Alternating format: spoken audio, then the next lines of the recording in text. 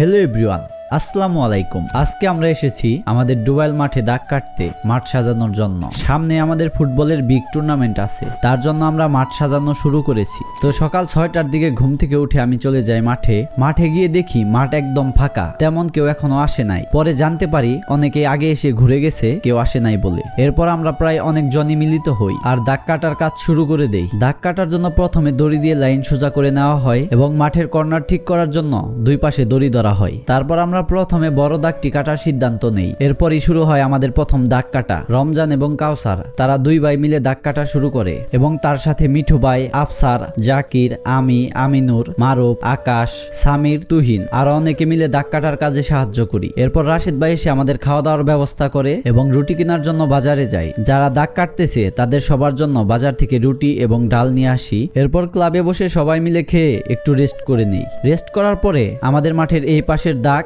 এবং গোলবারের সাথে উঁচা জায়গাটা ঠিক করি আমরা। এখানে আমি, মুন্না এবং আমিনুর মিলে কাজটি করি। এরপর সাথে হেল্প করে হাসিব আর হান্নান। আমাদের মাঠের দাগ কাটা প্রায় শেষ।